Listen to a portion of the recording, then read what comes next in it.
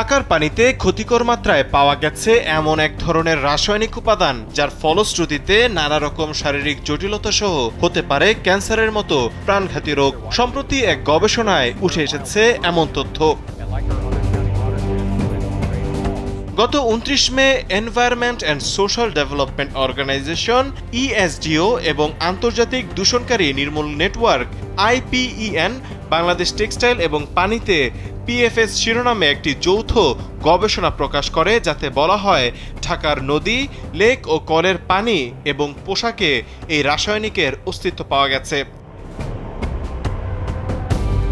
রাসায়নিকটি পানি, তেল ও দাগ প্রতিরোধ করতে পারে বলে শিল্প কারখানায় ব্যবহৃত হয়। সেলফিন অ্যাপে দেশ বিদেশের যে কোনো জায়গা থেকে অ্যাকাউন্ট খুলতে পারবেন কোনো ঝামেলা ছাড়াই। সেলফিন, আগামীর ব্যাংকিং।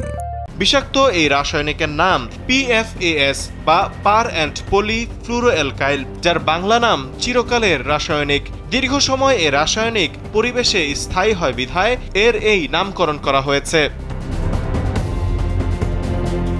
উক্ত গবেষণার জন্য ২০১৯ ও ২০২২ সালে ঢাকার মোট ৮টি এলাকা থেকে ৩১টি নমুনা সংগ্রহ করা হয়। ৩১টি নমুনার মধ্যে ২৭টিতেই PFAS এর উপস্থিতি পাওয়া যায়। আরও ভয়াবহ বিষয় হল ১৮টি নমুনায় বিশ্বব্যাপী নিষিদ্ধ এক বা একাধিক PFHXS এর উপস্থিতি পাওয়া গেছে, যার ১৯টি নমুনায় PFAS এর মাত্রা ইউরোপীয় ইউনিয়নের নির্ধারিত মাত্রা অতিক্রম করেছে।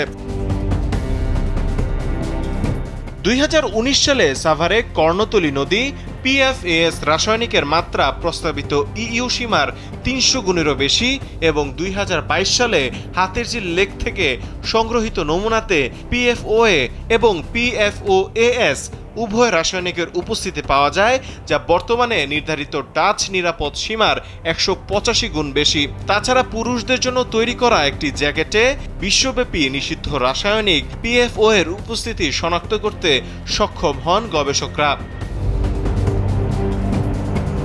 গবেষকরা বলছেন, একটি নির্দিষ্ট মাত্রার চেয়ে বেশি পরিমাণে এই ধরনের রাসায়নিকের সংস্পর্শে আসলে ক্যান্সার সহ নবজাতকের মধ্যে জন্মগত ত্রুটিও দেখা দিতে পারে। ব্যাহত হতে পারে থাইরয়েডের হরমোনের কার্যক্রম।